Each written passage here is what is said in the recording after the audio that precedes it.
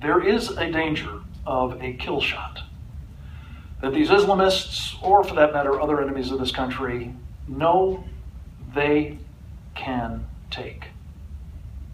They could take down the country, possibly with a single bullet, if you would. It's our grid, our electric grid.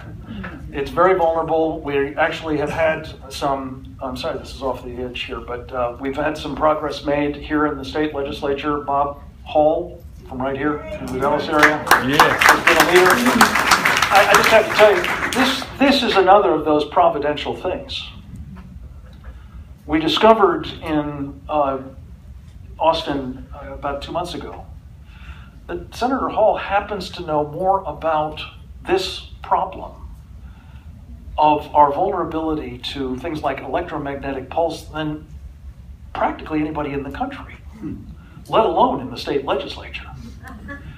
I'm not sure that his legislation is going to see the light of day either because of what's happening in Austin these days, but he's trying manfully. And Tan Parker is also helping on the House side, and I salute both of them for their efforts. Bob Hall has been doing a wonderful job on this, with his bill in support of the power grid. We're getting information from our Tea Party groups and grassroots groups in the Central Texas area that maybe their Senate has not been on board with this. What we'd like to know is, I want you to make a statement, if you wouldn't mind, about the need for us to go ahead and get this thing done. It's very, very important to the security of our nation. Well, most immediately, it's very, very important to the people. I had the opportunity, thanks to Senator Hall, to testify before Senator Fraser's committee recently and impressed upon all of the senators present that this is a national security problem of the first order. But regrettably, Washington is not taking the steps it needs to fix it. So it falls to the state, most especially, to recognize that even if none of the enemies who have made clear their understanding that taking down our grid would take down our country, even if none of them acts on that, there's going to be a naturally occurring disaster at some point in the foreseeable future as a result of an intense solar storm. And it turns out, and I can only ascribe this to divine providence, that Senator Hall is one of the most knowledgeable people on these problems of electromagnetic pulse and other threats to the grid in the entire country, to say nothing of Texas, and most especially the Senate of Texas.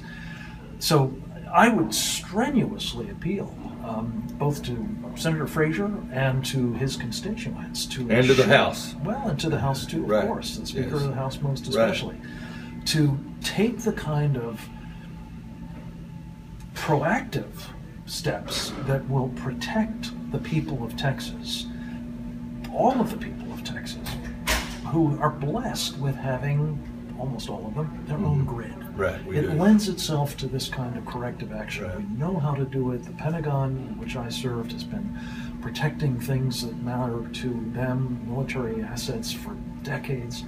The technology is not complicated or difficult to acquire. The money is not huge. The costs of failing to act are incalculable. It's got to be enormous. So we need the people of Texas to understand the danger they're being exposed to if these actions are not taken to fix the grid. We need their representatives to begin acting on this immediately. Well, we're going to be working on contacting those representatives and so forth that we know are grassroots people. And it goes back to that one bullet that you was talking about. That's the one bullet that can take down our country and can take out our state. Right. And again, every enemy that has the capability to do this to us not only knows of the vulnerability, it's in their doctrine to do it to us. So I mean, this is as close as you get to, the handwriting being on the wall. And it will